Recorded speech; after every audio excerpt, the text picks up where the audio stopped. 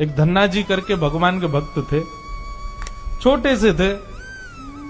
घर में संत आए, संत शालिग्राम भगवान की सेवा करते थे। अब धन्ना जी बैठ करके देखते थे और देखते ही बड़े खुश होते थे। कभी दही से स्नान, दूध से स्नान, पंचामृत से स्नान, जल से स्नान, फिर इत्र आदि लगा के, तिलक लगा के उनकी आरती पूजा, तुलसी अर्पण, ये सब देख करके धन्ना जी को बड़ा आनंद आता था। अब भले ही खेल के रूप में सही, धन्ना जी को बड़ा मन लगता था उसमें। कुछ दिन बाद संत जाने लगे तो धन्ना जी रोने लगे, बोले कि आप तो चले जाओ लेकिन अपने ठाकुर जी मुझको दे जाओ, उनकी सेवा मैं करूंगा। अब तो इतना रोए, इतना रोए, इतना रोए धन्ना जी कि संत का निकलना मुश्किल हो गया। तो संत ने क्या किया, रात्रि में धन्ना जी सोए तो बाहर से काला काला एक पत्थर ले आए और उस पर इत्र आदि लगा के, उसको तिलक विलक लगा के, उसको सिंहासन पर बैठा दिया और अपने ठाकुर जी को नीचे बैठा दिया। धन्ना जी सुबह बोले, संत जी आप मत जाओ, छोटे बालक। संत बोले, अच्छा देखो, अंदर आओ मंदिर में। मंदिर में गए तो बोले, देखो वो तो सिंहासन पर ठाकुर जी बैठे और नीचे हमारे ठाकुर जी बैठे, बताओ तुमको कौन से चाहिए। धन्ना जी बोले, मैं तो सिंहासन वाले लूंगा, बड़े वाले ठाकुर जी मेरे। बोले ठीक है, तो उनकी सेवा करो, अब हमको जाने दो। अपने शालिग्राम जी को लेकर के संत चले गए। अब धन्ना जी उस पत्थर की सेवा करते हैं, असली शालिग्राम तो संत अपने संग ले गए, लेकिन धन्ना जी इतने भाव से सेवा करते थे। महाराज लाल तिलक लगाने के लिए माँ ने रोली नहीं दिलाई तो ईंट ले आए, ईंट को घिस करके उसी से लाल लाल रोली बना दी, वही लगाते। भोग धराने के लिए फल तोड़ लाते। मतलब सेवा की व्यवस्था नहीं होती थी तो धन्ना जी कैसे ना कैसे करके करते थे। छोटे से बालक हैं, खेल खेल में सेवा करते थे। बीच में संत किसी और के घर में आए तो धन्ना जी वहां जाके अपनी सब सेवा बताते, मैं ऐसे ऐसे करता हूं। संत बोले, भोग नहीं लगाते अपने ठाकुर जी का। बोले भोग, बोले तुमको भूख लगती है। बोले हाँ, ऐसे ठाकुर जी को भी भोग लगाना चाहिए ना। छोटे बालक को ऐसे ही समझा दिया। अब तो धन्ना जी ने माँ से आज बढ़िया खिचड़ी बनवाई, कड़ी बनवाई, रोटी सब्जी बनवाई और भोग लगा के ले गए ठाकुर जी के पास। संत ने बताया था पर्दा करके भोग लगाना। पर्दा लगा दिया, भोग ठाकुर जी के सामने धर दिया। धन्ना जी बार बार पर्दे में से देखें, खा ही नहीं रहे।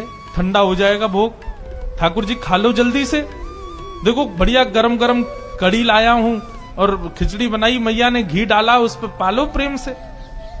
बहुत देर हो गई, ठाकुर जी नहीं पाए तो धन्ना जी वहीं लेट गए। बोले आप नहीं पाओगे तो मैं भी नहीं पाऊंगा, मैं भी भूखा ही रहूंगा फिर। अब इतना सहज सरल प्रेम धन्ना जी का। भूखे प्यासे धन्ना जी पड़े हैं नीचे, छोटा सा बालक है, ठाकुर जी से देखा नहीं गया। इतने में ही महाराज लेट गए धन्ना जी, उनको चटकारों की आवाज आने लगी। चटकारे, जैसे कोई आदमी को ज्यादा स्वाद आए तो अपनी उंगलियां चाटता है ना, तो जब चट चट आवाज आती है चाटने पर, ऐसे चटकारों की आवाज आई।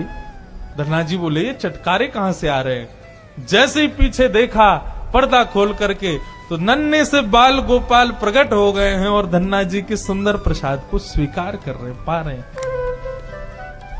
असली शालिग्राम नहीं थे धन्ना जी के, पत्थर की सेवा करते थे, लेकिन भाव और विश्वास इतना ठाकुर जी के प्रति, ठाकुर जी प्रकट हो गए।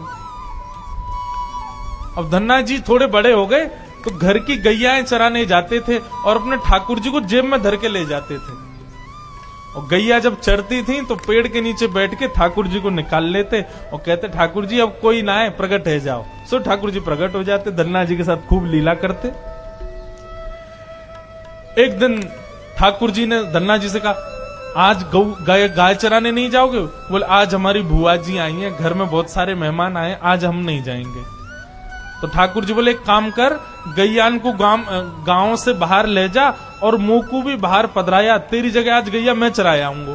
तो यही होने लगा। अब थोड़ी दूर तक धन्ना जी जाते, उसके बाद ठाकुर जी को बाहर निकालते और ठाकुर जी प्रकट हो जाते, गैया चराने ठाकुर जी जाते। आज 11-12 साल हो गए, वो संत आए जिनके शालिग्राम जी की सेवा थी।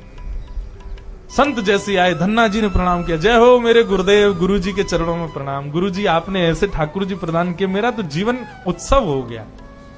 अच्छा कहाँ है तुम्हारे ठाकुर जी, सेवा पूजा कैसी चल रही, अभी तक कर ही रहे हो? उनको लगी पत्थर है, बचपन में की होगी, अब तो बड़ा हो गया। कहाँ है तुम्हारे ठाकुर जी? बोले ठाकुर जी अभी नहीं है, ठाकुर जी तो गैया चराने गए हैं। संत बोले मतलब? बोले हाँ, मैं कभी व्यस्त होता हूं तो मैं ठाकुर जी को गैयाओं के संग भेज देता हूं, ठाकुर जी गैया चराने जाते हैं। संत बोले पहले तो छोटा था, अब तो इतना बड़ा हो गया, ये अभी भी बचकानी बातें करता है। अरे लाला ऐसे मत बोला करो। वो नहीं नहीं, सच में ठाकुर जी गैया चराने गए। आपको विश्वास नहीं? शाम को चलो मेरे संग। गुरु जी को लेकर के वन में गया तो वन में गैयाएं चर रही थी। बोले कहाँ है तेरे ठाकुर जी? अरे देखो वो दोहरी गैया के पीछे पीछे हाँक रहे हैं वाकू, पीछे पीछे चल रहे हैं वाक्य, देखो ठाकुर जी दिख तो रहे। गुरु जी बोले हमको नहीं दिख रहे। धन्ना जी दौड़ के ठाकुर जी के पास गए, बोले मेरे गुरु जी आए हैं, उनको दिख जाओ। भगवान बोले उनको नहीं दिखेंगे हम बस तुमको ही दिखेंगे, तुम्हारे सखा हैं, तुमको दिखेंगे, सबको थोड़ी दिखेंगे। अरे भैया ऐसा मत करो। क्यों? बोले आपको और मोको एक दूसरे से मिलवावे वाले तो गुरुजी हैं। गुरुजी यदि मुझको नहीं देके जाते आपको, तो आप मुझे कैसे मिलते? मेरे गुरुदेव हैं, इन्होंने ही तो मुझको दिया था आपको। ठाकुर जी रीझ गए, पुनः पुनः धन की भक्ति, ऐसा भाव। इतने में ही नील माधव नीलमणि ठाकुर जी प्रकट हो गए, और जैसे ही प्रकट हुए दूर खड़े गुरुदेव के एक एक रोम बिलखने लगा, रोने लगे, और धन्ना के चरणों में प्रणाम किया। बोले हम सच्चे शालिग्राम से प्रकट नहीं कर पाए, तूने सामान्य पत्थर से प्रकट कर दिया ठाकुर जी को। हम अष्टयाम सेवा से प्रकट नहीं कर पाए, और तूने सामान्य पत्थर घिस घिस के तिलक लगा के प्रकट कर दिया ठाकुर जी को। हम 56 भोग पधरा करके ठाकुर जी को प्रकट नहीं कर पाए, तू बेसर की रोटी खवा के ठाकुर जी को चटकारे दिलवाता है।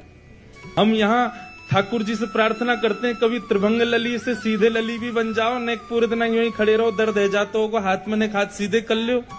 तू ठाकुर जी से गैया चरवा रहा है अपनी। धन्य है धन्ना तेरी भक्ति को।